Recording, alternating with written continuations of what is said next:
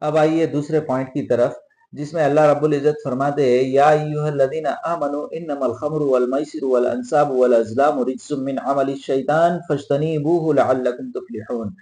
اللہ فرماتے ہیں کہ شراب اور جوا یہ شیطان کے کام ہے۔ اگر ہم پچھلے پاروں میں دیکھیں گے اس کی ترتیب کو، تو پہلے اللہ نے فرمایا، جب شراب اور جوئے کے بارے میں پوچھا گیا تو انہوں نے کہا، تو اللہ کے نبی سے یہ جواب دلوایا گیا کہ اس میں نفع کم اور نقصان زیادہ ہے۔ پھر آگے ہم دیکھیں گے کہ جو بات بیان کی گئی ہے کہ جب تم نشے کی حالت میں ہو نماز کے بالکل قریب بھی نہ جانا۔ اب ہم دیکھتے ہیں کہ اللہ رب العزت فرماتے ہیں کہ یہ شیطان کا فعل ہے۔ عزیزان محترم، آج ہم معاشرے میں آنکھ اٹھا کر دیکھیں گے تو چاروں طرف یعنی معاشرے کو یہ لعنت لپیٹ میں لیے ہوئے ہیں۔ بچہ بچہ یعنی جوئے میں مبتلا ہے، شراب میں مبتلا ہے۔ عزیزان محترم، اس کے جو اثرات ہیں بڑی دور تک جاتے ہیں۔ انسان جب شراب پیتا ہے تو اس کی تباہی کا اثر، اس کی نقصان کا اثر صرف اس کی اپنی ذات تک محدود نہیں رہتا۔ شراب پینے والے کی ماں پریشان ہوتی ہے، وہ ماں جو بڑے ناز اور نخروں سے اسے پالتی ہے، ایک امید کے ساتھ کہ کل یہ میرا اور خود کا مستقبل سنوارے گا،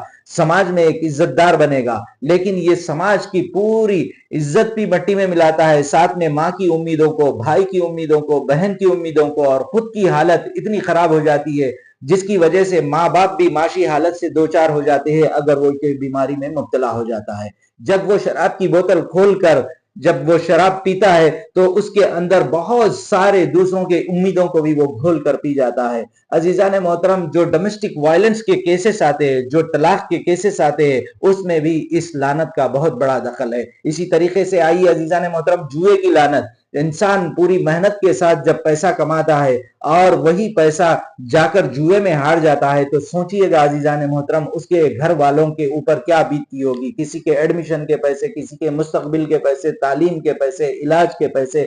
انسان آج دیکھے گا کہ آج جیتے گا، کل جیتے گا، آج جیتے گا، کل جیتے گا، اس میں پوری اپنی زندگی تباہ و تاراج کر لیتا ہے۔ اور یقین جانیے عزیزان محترم، سب سے بڑا نقصان اس میں انڈائریکٹ مڈل کلاس کا بھی ہو جاتا ہے۔ اگر کوئی جوئے کے ذریعے سے بڑا پیسہ حاصل کر بھی لے گا تو مڈل کلاس پر یہ پریشر آ جائے گا، کیونکہ وہ عزت کے مارے دوسروں سے کبھی پوچھتے نہیں اور غلط راستے سے وہ کماتے بھی نہیں۔